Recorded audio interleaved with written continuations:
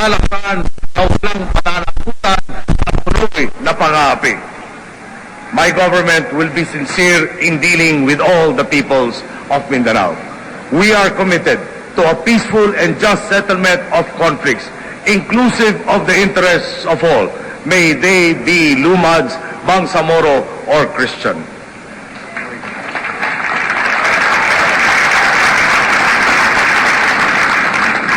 We shall defeat the enemy by wielding the tools of justice, social reform, and equitable governance, leading to a better life. Sa tamang pamamahala, gaganda ang buhay ng lahat. At sa buhay na maganda, sino pa ang gugustuhin bumalik sa panahon ng pag-aapi? Kung kasama ko kayo, may tataguyod natin ang isang bayan kung saan pantay-pantay ang pagkakataon. Dahil pantay-pantay nating ginagampanan ang ating mga pananagutan. Kamakailan lamang, ang bawat isa sa atin ay nanindigan sa presinto. Bumoto tayo ayon sa ating karapatan at konsensya. Hindi tayo umatras sa tungkulin nating ipaglaban ang karapatang ito. Pagkatapos ng bilangan, pinatunayan ninyo na ang tao ang tunay na lakas ng bayan. Ito ang kahalagaan ng ating demokrasya.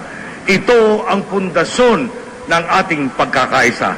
Nangampanya tayo para sa pagbabago. Dahil dito, taas na umuli ang Pilipino. Tayong lahat ay kabilang sa isang bansa kung saan maaari ng mangarap muli.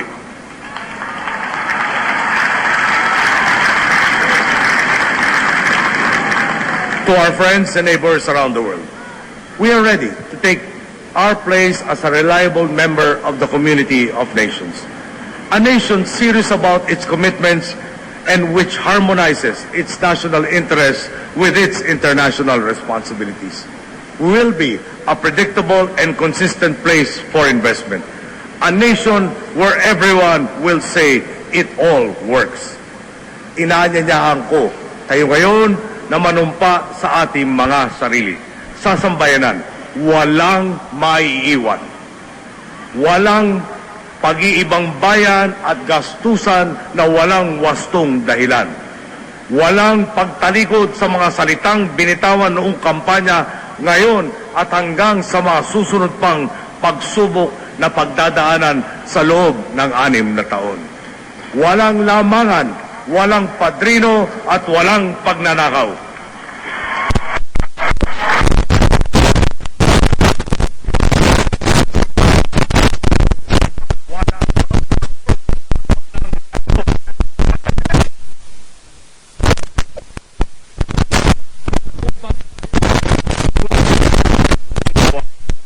Nandito tayo ngayon dahil sama-sama tayong nanindigan at nagtiwala na may pag-asa. The people who are behind us dared to dream. Today, the dream starts to become a reality. Sa inyong mga nag-isip pa kung tutulong kayo sa pagpasan ng ating krus, isa lang ang aking tanong. Kung kailan tayo nanalo, saka pa ba kayo susuko? Kayo ang boss ko. Kaya't hindi maaaring hindi ako makinig sa mga utos ninyo. We will design and implement an interaction and feedback mechanism that can effectively respond to the people's needs and aspirations.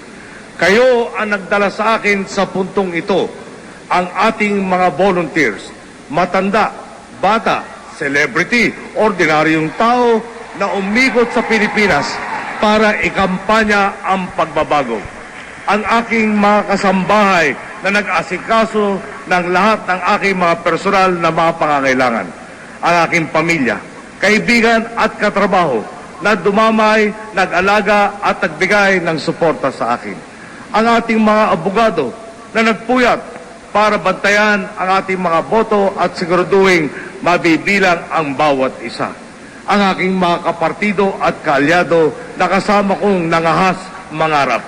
At ang milyong-milyong Pilipinong nagkaisa, nagtiwala at hindi nawalan ng pag-asa. Nasa inyo ang taus-pusong pasasalamat.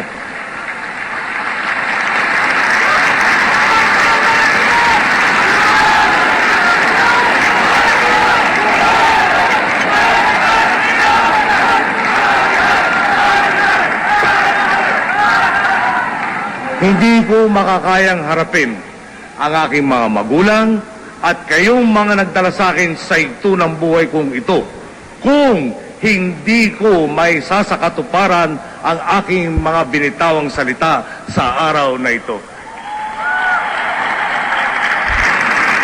My parents sought nothing less and died for nothing less than democracy, peace, and prosperity. I am blessed by this legacy. I shall carry the torch forward. Layunin ko na sa pagbaba ko sa katungkulan, masasabi ng lahat na malayo na ang narating natin sa pagtahak ng tuwid na landas. At mas maganda na ang kinabukasang ipapamana natin sa susunod na henerasyon.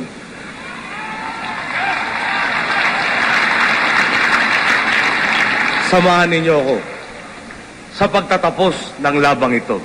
Tayo na sa tuwid na landas. Maraming salamat po at mabuhay ang sambayanang Pilipino. Buhay po!